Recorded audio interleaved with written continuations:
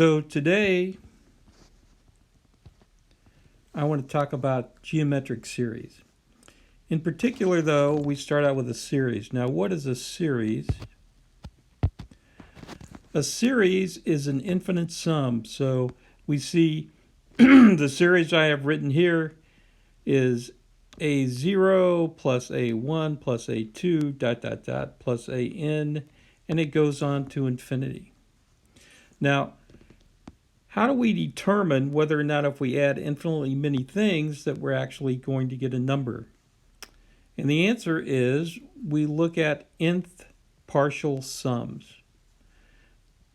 So an nth partial sum is the sum of the first n terms,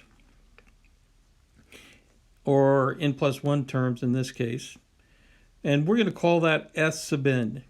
And we say that an infinite sum exists if we look at the sequence of partial sums, S sub n, and if that sequence of partial sums has a limit, then the infinite sum is equal to that limit. Thus, S is equal to the limit as n tends to infinity of S sub n. Now, the first series that we're going to look at is a set of series called geometric series. And a geometric series is an infinite sum, and it looks like the following. S equals a plus ar squared plus dot dot dot plus ar to the n, and you keep on going. So the point is, the way you get the next term in the sum is multiplication by r. R is called the ratio. Get it? And A, of course, is the first term in my series.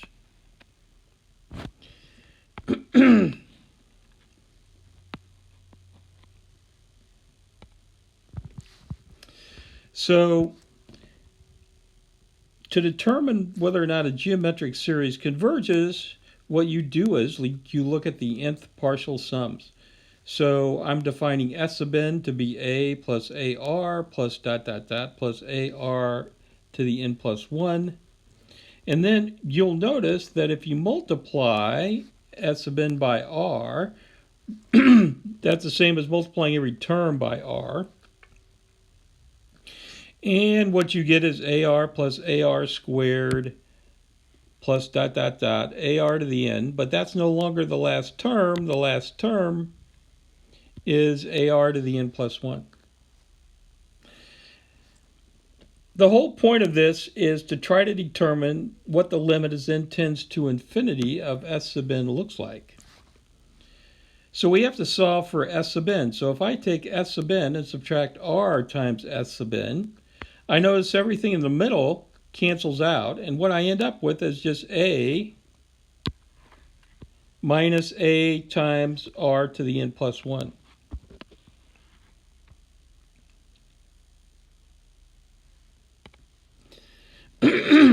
Now, factoring out these Sn's gives me on the left-hand side Sn times 1 minus r, and that's equal to, and I can factor out an a over there, and it's going to be a times 1 minus r to the n plus 1. Solving for S sub n gives me a times 1 minus r to the n plus 1, all divided by 1 minus r. It's not hard to see that if the absolute value of r is less than 1, and I take the limit as n tends to infinity of Sn, then that r to the n plus 1 term that you see up there goes away. And what we end up with is that the limit as n tends to infinity of Sn is simply a over 1 minus r.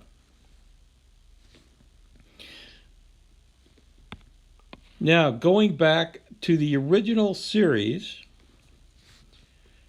the original geometric series, we find that what? A is the first term in the series, and r, which is the ratio, can be gotten by taking any two consecutive terms and dividing them. For example, r is the second term divided by the first. A sub r divided by a. It's also the third term divided by the second. AR squared divided by AR. So that's the way that you can determine the ratio. And of course, like I said, the first term is A. As long as the absolute value of R is less than 1, then we're in business and the series goes to a number. If R is not in absolute value less than 1, then that infinite sum we say does not exist, and in particular we say it diverges. Now let's look at a few examples, some of which you would probably recognize.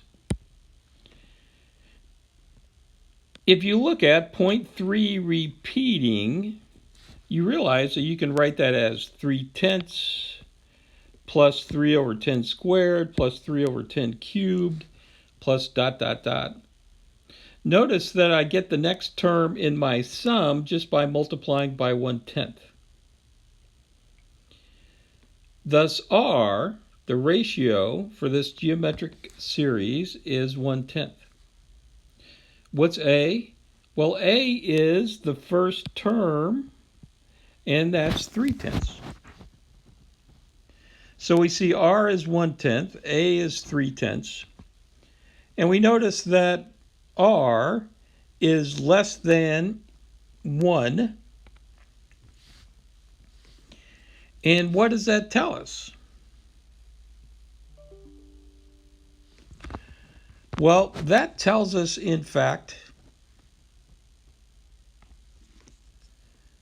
that this original series, 0.3 repeating, converges, and it converges to A over 1 minus R, which is 3/10 over 1 minus 1/10, or 3/10 over 9/10, and that simplifies to 1/3.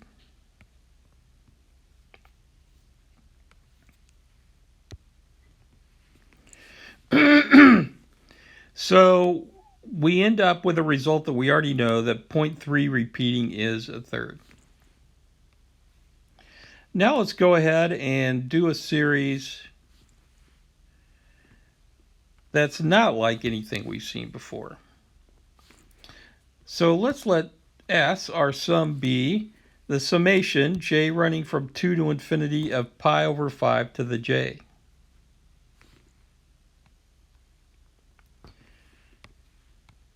We find in this particular case, if we're careful, A is the first term, remember, so we plug in j equals 2, and we get A to be pi over 5 squared. R, remember, is going to be the ratio of any two successive terms. How do I get the next term in my series? The answer is by multiplying by simply pi over 5. So R is pi over 5. Now, if I look at pi over 5, I notice that pi, which is a little bit larger than 3, tells me that the absolute value of R is less than 1. If that's the case, that the absolute value of R is less than 1, then my infinite sum that I have up there does in fact converge. And what does it converge to? It converges to A over 1 minus R. Plugging everything in, I get my sum is pi over 5 all squared divided by 1 minus pi over 5, and that is a perfectly good answer.